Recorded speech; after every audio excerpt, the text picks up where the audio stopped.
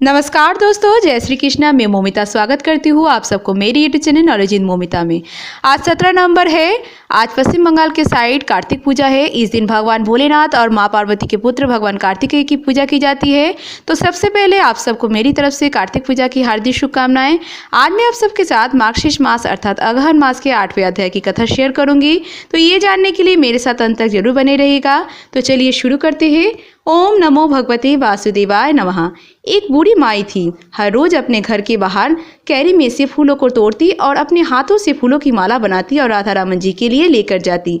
अपने कैरी में से कुछ कच्चे आमों को तोड़ती, उनकी खट्टी मीठी चटनी बना करके राधा रमन जी के लिए लेकर जाती और कहती, ये लो रमणा, भोजन तो तुमने कर लिया होगा, मैं तुम्हारे लिए खट्टी मीठी चटनी लाई हूँ ताकि तुम अपना भोजन हजम कर सको। ऐसे वह हर रोज अपनी हाथों से बनी माला और चटनी राधा रमन जी के लिए लेकर जाती रही। बूढ़ी माई की नज़र बहुत कमजोर होती है। कभी कभी अपना चश्मा इधर उधर रखकर भूल जाती है, लेकिन वह सुई से माला को पिरोती और कितनी बार माला को पिरोते समय उनके हाथों में सुई चुभ जाती। एक दिन बूढ़ी माई अपनी हाथों से माला पिरो कर लेके जाती है और साथ में चटनी लेकर जाती है। तो गोसाई जी को बोलती है, गोसाई जी ये माला राधा रमन जी को धारण करवा दो, साथ में ये खट्टी मीठी चटनी को भी भोग में लगा देना। इतने में ही राधा रमन जी के ध्यान बूढ़ी माई के हाथों पर पड़ती है। वह देखते हैं उनके हाथों में सुई के चुभने से छेद हो रहे हैं। उन छेदों में राधा रमन जी की कृपा से राधा रमन लिखा होता है। राधा रमन जी अपने भक्तों की ये भक्ति को देखकर निहाल हो जाते हैं। अब उन्हें बूढ़ी माई की माला के अलावा और कोई माला नहीं पहननी होती। उस माला में से फूलों के अलावा बूढ़ी माई की हाथों की खुशबू भी भाने लगती है। अब हर रोज उन्हें चटनी और माला का इंतजार रहता है। एक दिन बूढ़ी माई को बहुत तेज बुखार हो जाते हैं, जिसके कारण वह मंदिर नहीं जा पाती। लेकिन राधा रमन जी को तो उसकी राह देखते रहते हैं। बहुत ज्यादा बुखार होने के कारण बूढ़ी माई बिस्तर में लेटी रहती है। राधा रमन जी को याद करती रहती है। 2-3 दिन हो जाते हैं, लेकिन बूढ़ी माई नहीं याद पाती है। राधा रमन जी को फूलों की माला और चटनी का बहुत याद आ रही रहती है। उस दिन दिल्ली से एक सेठ जी आती है और राधा रमन जी के लिए फूल बंगला तैयार करवाते हैं, साथ में 56 भोग लगाते हैं। लेकिन राधा रमन जी को ध्यान उस बंगले की तरफ नहीं जाता, ना ही 56 भोग की तरफ जाता है। उन्हें तो बस बूढ़ी माई की हाथों से बनी माला और चटनी का इंतजार होता है। सेठ जी ने बड़ी श्रद्धा से बंगला और भोग लगाया था। राधा रमन जी ने उनके मान रखने के लिए 56 भोग खा लिया, लेकिन भोजन खाकर तो उनके पेट में ऐंठन होने लगते हैं। उन्हें याद आता है कि अगर चटनी होती तो चटनी खाकर मेरी पेट की ऐंठन दूर हो जाती।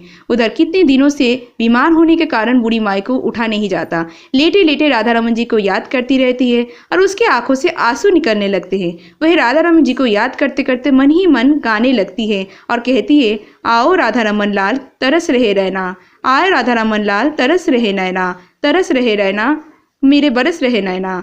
यही पुकार करती करती वह आंखों से आंसू बहाती रहती है।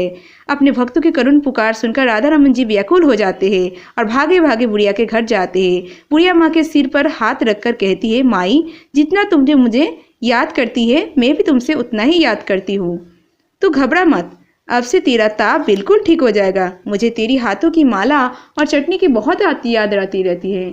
बूढ़ी माई को लगता है जैसे वह सपना देख रही है। जैसे वह आंखें खोलती है तो उसके आसपास कोई नहीं होता। जब वह उठती है तो देखती है उसका बुखार तो बिल्कुल ठीक हो गया है और वह पहले की तरह चुस्त दुरुस्त हो गई है। रात में ही कैरी में से फूलों को तोड़ती है और माला बनाती है, चटनी बनाती है।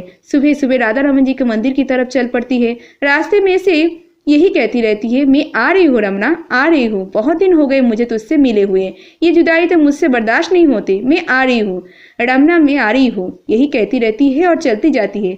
मंदिर पहुंचकर राधा रमन जी को माला धारण करवाती है और राधा रमन जी के माला को धारण करके बहुत इतराते हैं। राधा रमन जी बूढ़ी माई को बहुत प्रसन्नता से निहारते रहते हैं और बूढ़ी माई भी राधा रमन जी को बड़ी ही करुणामयी दृष्टि से निहारती रहती है और उनका धन्यवाद करती रहती है। और राधा रमन जी ने उसकी चटनी और फूलों को स्वीकार कर लिया। सच्चे कहते हैं, भगवान भी अपने सच्चे भक्तों से मिलने के लिए तड़पते रहते हैं। प्रेम से बोलो जय जय श्री राधे। आज के मार्गशीर्ष मास कथा अर्थात अगहन मास के 8वें अध्याय की कथा समाप्त हुआ। इसके आगे की वृत्तांत आप आने वाले अध्याय में सुनिएगा। राधे राधे। आज की वीडियो अगर अच्छी लगी तो वीडियो को लाइक शेयर, चैनल को सब्सक्राइब जरूर कीजिएगा और सब्सक्राइब के बगल में बेल आइकन दबाना मत भूलिएगा, जिससे आपको आने वाली वीडियो का नोटिफिकेशन जल्द से जल्द मिल जाए। और कमेंट में लिखना मत भूलिएगा वीडियो कैसी लगी। आज के लिए इतना ही, मैं मिलूंगी नेक्स्ट वीडियो में। तब तक के लिए tata bye, thanks for watching. Radhe Radhe, जय श्री कृष्णा।